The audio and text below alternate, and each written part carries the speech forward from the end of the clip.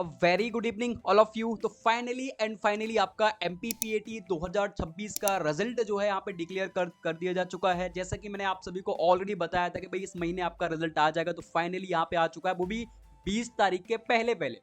तो हम बहुत सारी चीज़ों पर बात करने वाले हैं। बहुत सारे स्टूडेंट्स का रिजल्ट निराशाजनक होगा, बहुत सारे स्टूडेंट्स के कम मार्क्स होंगे अलग अलग टाइप के, किसी के परसेंटाइल बेस में भी दिया हुआ है, मार्क्स भी आपके दिए हुए हैं, रैंक भी दी हुई है। तो एक सेफ रैंक वगैरह हम इन चीज़ों पर डिस्कस करने वाले हैं। आपको टेंशन नहीं लेनी है, ठीक है। जितने भी मार्क्स है घबरा नहीं है, अच्छे खासे रैंक पर सिलेक्शन होता है मेरे भाई। 3800 4000 3800 3500 इस रैंक पर भी बच्चों के सिलेक्शन हुए हैं। मैं पहले बता दूं, MPPAT में काउंसलिंग के 3 राउंड होते हैं, टेंशन लेने की कोई जरूरत है नहीं। फर्स्ट राउंड काउंसलिंग होगी, नहीं हुआ सेकंड राउंड में होगा, नहीं होगा थर्ड राउंड में होगा।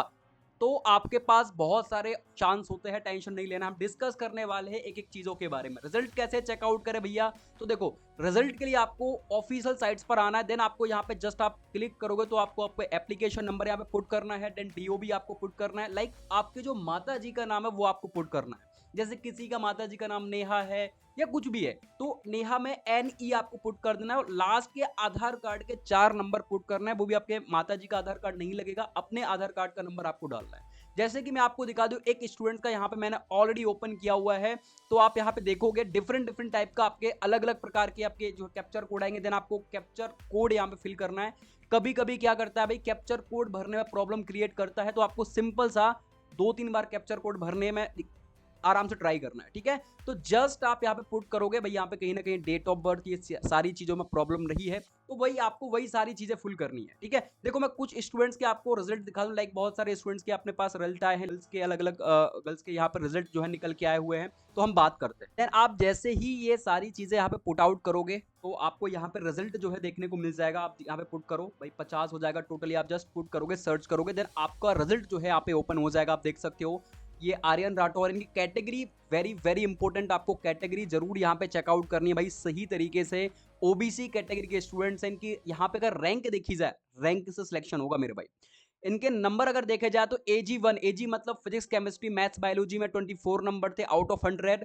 और यहाँ पे अगर AG2 की बात करी जाए तो 46 इनके मार्क्स थे, जो कि आप देखो फाइनल मार्क्स इनके 70 नंबर निकल के आए हैं प्रॉपरली, ठीक है। और अच्छा, मुझे आप लोग ये जरूर बताना कि भैया मैंने जब जोड़े तो मेरे मार्क्स इतने निकल के आ रहे थे, लेकिन मेरे मार्क्स कहीं ना कहीं बड़े हैं। एक बार आप लोग जरूर बताना किस किस स्टूडेंट्स के मार्क्स यहाँ पे इंक्रीज हुए, नंबर किस किस के बड़े हैं या किस किस के घटे हैं। जरूर आपको एक बार अपना फीडबैक जरूर शेयर करना है। मुझे कमेंट बॉक्स में बताना भी कि आपके नंबर कितने हैं, आपकी रैंक कितनी आई है और कैटेगरी कौन सी है, ताकि मैं आप लोगों के कमेंट के रिप्लाई कर पाऊँ। और टेंशन नहीं लेना है, ठीक है, घबराना नहीं है। परसेंटाइल 94 परसेंटाइल है। परसेंटाइल से यहाँ पे बहुत ज्यादा फर्क नहीं पड़ने वाला, ये तो बस जस्ट उन्हें दिया है स्कूल परसेंटाइल बेस पे।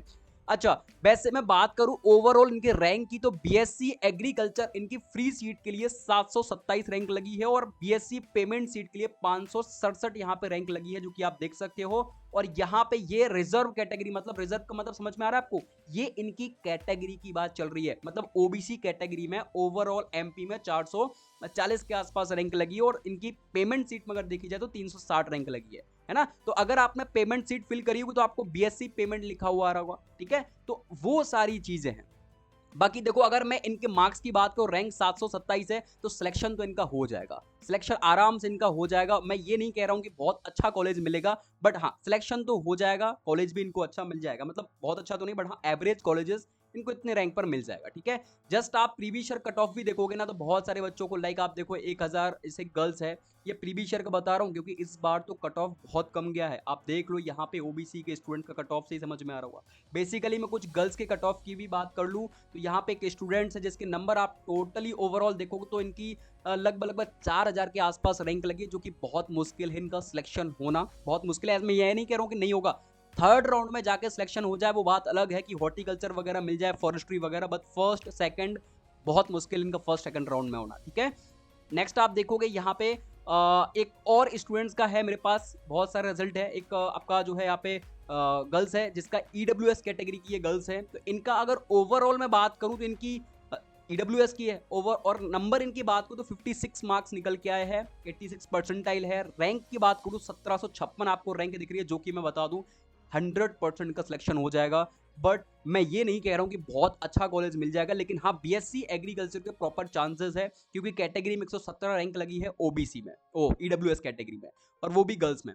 तो इनको कॉलेज तो मिल जाएगा बीएससी एग्रीकल्चर, भले ही मैं बोल रहा हूँ फर्स्ट राउंड में इनको हॉर्टिकल्चर मिले, बट सेकंड राउंड में एग्रीकल्चर आराम से अलॉट हो जाएगा, ये मैं कह रहा हूँ, क्योंकि मेरा अनुभव है, मुझे पता है। ठीक है, आप देख भी लेना, मैं आपको बता भी दूंगा। ठीक है, इतना मुझे अनुभव है, इन चीजों का पता है कि कॉलेजेस कहाँ मिलेगा, कितने नंबर पर मिलेगा, किस रैंक पर मिलेगा।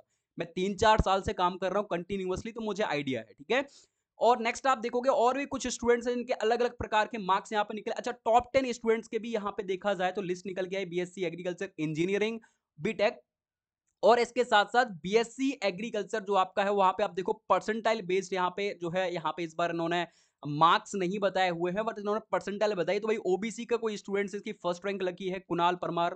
ठीक है, इन्होंने भोपाल इनका सेंटर रहा था। फिर भाई सिंह करके कोई है, जगराती सिंह करके है। तो इनका अलग अलग जो है यहाँ पे मार्क्स दिया हुआ है।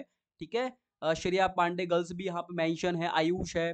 तो इन लोगों की टॉप 10 ये पीएटी के स्टूडेंट्स हैं, जो कि इनकी अलग अलग टाइप से इन्होंने अलग अलग रैंक लगाई है। बेसिकली भोपाल, इंदौर, और ये अलग अलग इनको सेंटर जो है दिए हुए थे, क्योंकि सेंटर इस बार बहुत डिफरेंट आए थे। और यहाँ पे 100% ही दिए हुए बीटेक में। बीटेक में तो बहुत कम मार्क्स में भी आपका सिलेक्शन हो जाता है। ठीक है, देखो टेंशन नहीं लेनी है, मैं आपको दिखा भी दूं अगर आप कहो तो। भैया देखो, एक 1495 रैंक के स्टूडेंट्स की एसटी कैटेगरी से था, पिछले साल की बात कर रहा हूं, नंबर 85 थे। तो रैंक रैंक मैटर करती है, ये बात ध्यान रखना। ठीक है, तो इनको गंज बसुदा कॉलेज मिल गया था, ये पिछले साल का है, बट इस साल कट ऑफ में बहुत सारे डिफरेंसेस हैं। लेकिन रैंक आप मान के चलना, रैंक बहुत कुछ बता देती है। मैं वही आपको बताने की कोशिश कर रहा हूं कि भाई 2293 रैंक थी, स्टूडेंट था, बॉयज एससी कैटेगरी से था। अगर आपकी 2200, 1700, 1800 ओबीसी में, तो मैं बता दूं अगर आपकी ओवरऑल रैंक कितनी लग रही है, ओबीसी की बात कर रहा हूं मैं। अगर ओबीसी कैटेगरी में आपकी रैंक समथिंग समथिंग आप मान के चलो, मैक्सिमम से मैक्सिमम 800 900 रैंक बता रहा हूं कि भाई इन पर आप आराम से सेफ रहोगे। मतलब 800 900 रैंक पर कुछ ना कुछ तो आपको मिल जाएगा। 1000+ अगर ओबीसी से रैंक है तो बहुत मुश्किल है।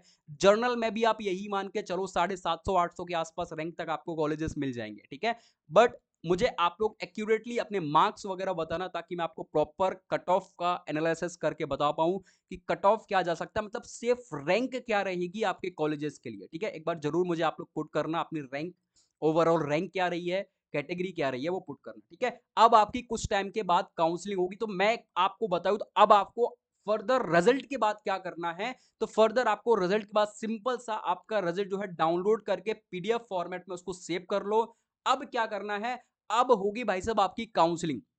तो काउंसलिंग कहां पे होगी, वो भी देखो 15-20 दिन के आसपास स्टार्ट हो जाएगी। वो आपकी जेएनकेबीबी जो साइड है, आरबीएस केबीबी जो आपके विश्वविद्यालय हैं दोनों एमपी के, ये आपकी काउंसलिंग को कंडक्ट करवाएंगे। मतलब यहां से एक लिस्ट निकालेंगे रूल बुक टाइप की, कि क्या क्या चीजें लगने वाली हैं, क्या क्या डॉक्यूमेंट्स लगने वाले हैं। तो अब आपको इन साइट्स पर चेकआउट करना है, जो कि बहुत जल्द आपकी काउंसलिंग स्टार्ट भी हो जाएगी। टेंशन लेने की जरूरत नहीं, मैंने बताया था कि सेशन आपका जुलाई के आसपास स्टार्ट हो रहा है, तो बहुत जल्द, क्योंकि जून जुलाई, तो ये हो सकता है कि इसी महीने की लास्ट लास्ट में, या 1 जुलाई 10 जुलाई के आसपास, या 5 जुलाई के आसपास कभी ना कभी आपकी रूल बुक आ जाए और उसमें आपकी काउंसलिंग की डेट्स वगैरह आ जाए।